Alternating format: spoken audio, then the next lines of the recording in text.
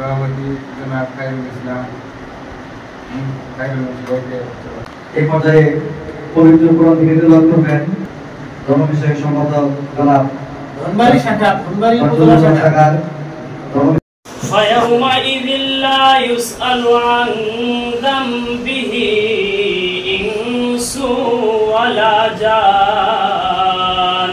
আজকের এই বাংলাদেশ মানবাধিকার কমিশন ধনবাড়ি উপজেলা শাখার পরিচিতি অনুষ্ঠানে টাঙ্গাইল থেকে আগত টাঙ্গাইল জেলা মানবাধিকারের সম্মানিত সভাপতি উপস্থিত আছেন টাঙ্গাইল জেলা মানবাধিকারের বিপ্লবী সাধারণ সম্পাদক এবং সহসভাপতি সহ উপস্থিত সদস্যবৃন্দ সবাইকে আমার সালাম, আসসালামু আলাইকুম।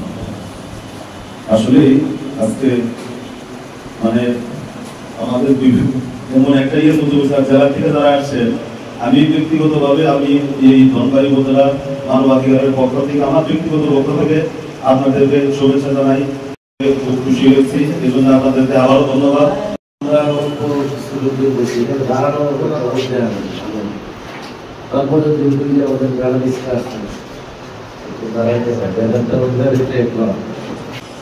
ধনবাড়ি উপজেলা শাখার নতুন যে কার্যনির্বাহী পরিষদ, সেই কার্যনির্বাহী পরিষদের শপথ এবং পরিচিতি অনুষ্ঠানে আজকে মাননীয় সভাপতি অনুষ্ঠানের আমাদের ধনবাড়ি উপজেলা শাখার সম্মানিত সভাপতি জনাব মোহাম্মদ হাফেজ খায়রুল ইসলাম মুন্সি মঞ্চে উপস্থিত আছেন আমাদের আজকের অনুষ্ঠানের উদ্বোধক। আর এখন সংগত কারণেই আজকের যে অতিথি যারা আসছেন তাদের মধ্যে আমাদের প্রধান অতিথি বাংলাদেশ মানবাধিকার কমিশনের সঙ্গে যিনি দীর্ঘদিন যাবত মানবাধিকার আন্দোলন মানবতার সেবার রাস্তায় সমস্যা ছিল। যাই হোক, আপনারা সবাই ভালো আছেন আলহামদুলিল্লাহ। আমি আমাকে প্রধান বক্তা বলা হয়েছে, আসলে বক্তব্য দেওয়ার মতো এখানে তো আমরা নিজেরা। আর ইতিমধ্যে আমাদের মাননীয় সভাপতি উনি যে বিষয়টি বলেছেন, আজকে একটি রাজনৈতিক দলের এখানে একটি প্রোগ্রাম আছে রাজনৈতিক, পাশাপাশি আমরা অনেকটি রাজনীতির সাথে সম্পৃক্ত। শ্রদ্ধাশীল এবং বাংলাদেশ মানবাধিকার কমিশনের আন্তর্জাতিক কর্ম নির্দেশিকা